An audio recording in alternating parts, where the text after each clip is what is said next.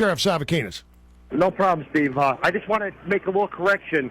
The vehicle in particular you're talking where the small amount of cocaine was found, it wasn't in the Crown Victoria. It was found in a unmarked Chevy, older model Chevy Tahoe.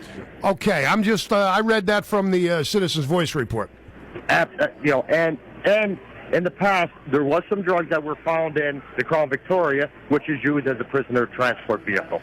Okay, now, when you got out of that car that the cocaine was found when you got back into it, did you notice any cocaine in the car before? No, I did not, Steve. I didn't notice anything in the vehicle. What I will say is that particular day, I was over at Central Court assisting our deputies over at Central Court, and once I left Central Court, went down to the road, stopped for a coffee, and at that point, when I came back out, I was with two other deputies, opened the door, and there it was in plain view, a small packet on the driver's side front seat. And at that point, could it have been drug in, off a shoe? Absolutely, it could have been. Could somebody have put it there? Absolutely. Could it have been there from individuals that were transported? That's a possibility as well. And at that particular moment, I saw it. I instructed my two deputies. I said, this doesn't look good. Let's make sure we do a full detailed report. Let's get the district attorney's office involved. And that's where it was. It was reported back in April. So if I was out there hiding anything, why would I even report it? So when you noticed that, would you have noticed that in plain view on the passenger side when you got in the car before you got out of the car? It was on the driver's side, Steve. You know what? And again, would I have noticed it? It was such a small packet. No, I mean, it wasn't something that I was looking for. How often do you get in a vehicle and do you look around? Yeah, you do. But I mean, it was such a small packet, and that's why it took me by surprise. Looking at the packet, how it was packeted, it appeared to me that this is something that's been in old circulation, so to speak, that's been out on the street. Okay, so how do you know for a fact that it is indeed cocaine? It was field tested by our office, and at that point, it came back positive for traces of cocaine. Okay, do your officers normally field test drugs? Absolutely, Steve. And that's another thing. When I ran for the office, I made a pledge to say, I'm going to be more proactive in the community. Our streets are in bad shape, as everybody could see. I made that commitment to be out there to help the local law enforcement. I think it's a culture shock, quite frankly, because historically the sheriff's office wasn't proactive. And that's something I said, if we're out there, we're going to assist the local police departments. And if we see a crime, we're going to act. We're law enforcement officials. Okay, so you found the cocaine. Previously, someone else had found heroin, and you said that you've kept the heroin and now the cocaine in your office. Do you have a safe in your office? How do you keep it? How do you keep it secure? We have lock secure evidence, and we also have secure lockers. But what I will say is, since I've been elected, it was one of my things a year ago. I went to the commissioners and I said to them, I have a real problem here with the way evidence has been handled in the past, where they commingled guns and drug evidence. And quite frankly, my office doesn't have the room. And I went and I talked to Commissioner Petrilla personally, expressing my concerns. And you know what? It fell upon deaf ears. And in my opinion, these people are now putting money above public safety, and it just, it upsets me. We're out there every day trying to help the community, and you can talk to any crime watch organization. I got calls today, I'd say about 10 calls from crime organizations saying, you were very proactive. You're out there helping us, and that's all that I ever wanted to do, was come in and help the community. The people elected me to help them, and that's all I'm trying to do. Sheriff, what quantity of drugs do you currently have in your safekeeping in your office?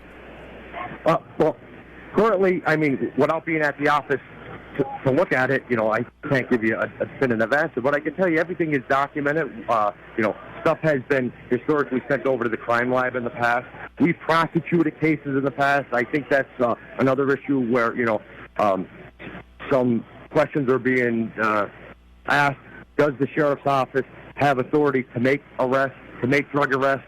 And, my answer basically is yes. If we're out there and we pick up a wanted individual that has drugs on them and we find it, we should be the agency that arrests them. What some people are out there saying is, don't do the arrest. You don't have the authority, so we're going to let criminals go back in the street. It doesn't make sense to me. So Sheriff, if this is not an uncommon occurrence, why did you then mention this to Chief County Detective Mike DeSoy when you spoke with him? And you say that you talked with him. The District Attorney, Jackie Musto-Carroll, said you just spoke to him in passing. Why did you talk with him? Well, again, Steve, with the atmosphere of the county, everything that's going on down in the county, and my track record, I come from local police departments where it's been public knowledge, where individuals, a police chief, tried to set me up in the past, and he was arrested for that crime. So you know what? Anytime I see something that I think that may look out of place, I'm going to report it. I have nothing to hide, but I have to, protect my office and also protect myself. So it was nothing, out of the ordinary. I thought it was a little strange being, with the vehicle that I drive. And on the same token, I just wanted to do the right thing. And like I said, it was reported back in April, and, my deputy spoke with the county detective, and I personally spoke with them. For people who aren't not familiar with what you just made reference to, without going into great detail, were you attempted to be set up in the past with drugs? Yes, I was, Steve. If you look into it, the police chief at the time, I was actually doing the drug work for Avoca Police Department. I was lieutenant down there. And at the time when I left, because, again, I reported some things that weren't copacetic, that were being done wrong, I left that department, and then, they tried to set me up. And I mean, it's all documented. I mean, it's, people were arrested for it, so it's not something that I'm making up. No. I'm familiar with the incident. I just don't have all the details, and I know that some of our listeners, many of our listeners, might not be familiar at all with it. You made reference to how this might very well be political. Do you really believe that somebody might be trying to set you up again? Absolutely. You know what? And again, when I came into office, I learned one thing. If you want to make enemies, change something. And I've been trying to run the office efficiently, given the circumstances. People don't understand. When I came into office, my budget was cut twice. And if you look at the numbers, I was the highest office down there that we took a budget cut. I mean, they've taken staff members off me, and it just makes it difficult to try to run that office efficiently. And I've been very outspoken about it. And, I raised these concerns. I talked to the FBI a year ago about the real estate issues in my office.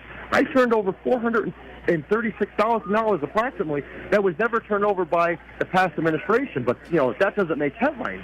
And, I've been out there proactively trying to run my office in the parameters of the law. And if you check with the Sheriff's Association, you talk to their solicitor, they could tell you that an elected row office is in charge of running the day-to-day functions of that office. The only thing that the commissioners could do, they could set your budget and ask you to live within the means of it. But when I tell you I've taken the cuts, and it's all documented, and you can see the cuts that I've taken the most in the county, and I've managed by working very hard to come in under budget and managing to find ways to be efficient for the taxpayers. And that's all I'm trying to do. Yeah, have you been contacted by the FBI? Because the district attorney said she has now referred this whole controversy surrounding the drugs found in your car to the FBI. Have you talked with the FBI since then? I haven't, but as soon as I get back from vacation, I am going to meet with them. Absolutely. There's not, like I said, I have nothing to hide. Nothing was done wrong. And again, I want to stress, I was the one who reported this, Steve. So if there was anything that was done there, if I was trying to cover up anything, why would I make a report? And furthermore, talking about drugs found in vehicles, you ask any police department across the country if they find drugs in their vehicles, and the answer is going to be yes. It happens all the time. I don't care how good you search an individual. They're criminals. They're going to find a way to have drugs, and obviously before they go into prison, they're going to try to get rid of them. Sure. And a lot of times it happens in the vehicles. Sheriff, do you have a written policy as to how to handle drugs once you've obtained them? Do you have a written policy as to how to dispose of those drugs safely? Well, you know what, Steve? The policy is basic. Anytime we find drugs, a report will be done by the individual or the officers who find those drugs. They will be in turn kept for a time period. I mean, you got to look at the facts. If we find drugs in a vehicle, we're going to actually look to see if we could get leads to find out where they came from, an individual. And if we have those leads, obviously we'd be filing charges to arrest them. A lot of times, you know what, it's a cold case. You can't get any leads, so you'll keep that evidence for a period of time until you exhaust those times. Sometimes it could be 3 years, sometimes it could be 4 years. And when I tell you there's still evidence in that evidence room or guns in that evidence room down there from the 70s, and that's something my administration's been working on. I'm trying to clear out these guns that, either they don't belong to the county or they don't belong to the individuals. Let's either destroy them or let's take some of that proceeds back and let's use some of that money to fund other functions of the office. And I've been working diligently, but it seems I don't get any help from anybody down that county, and it's frustrating. So before I let you go back to vacation, what steps, if any, are you going to take to further protect yourself if you believe that there might very well be somebody out there trying to get you? Well, Steve, every day I take steps. I mean, it's just, you got to surround yourself by good people, and let's face it, I'm in a political position, and there's a lot of political enemies out there. So I just try to document everything the best I could, have a witness with me wherever I go, and it's sort of the same things that happened a couple years ago when I lived through it in Avoca, and it's just sad because my family's name, my wife and my son, they take the brunt of it. I can handle it. I'm a big boy, but it's just hard on the family. And, So how many days vacation are you taking? I left. I actually left. We left on Monday, and I'll be back in the office by Monday. And Steve, I'm happy to report it was documented. That little snafu that we had, we immediately adjusted the policy. And we're in compliance. So again, I'm not out there that I'm hiding anything. I'm trying to be dishonest with anybody. Mistakes are going to happen. It's like anything else. I'm a human being, and mistakes are going to happen. But when they happen, we fix them. Okay, we'll look forward to talking with you when you return. And thanks for taking the time out of your vacation to talk with us, Luzerne County Sheriff Michael Savokinas.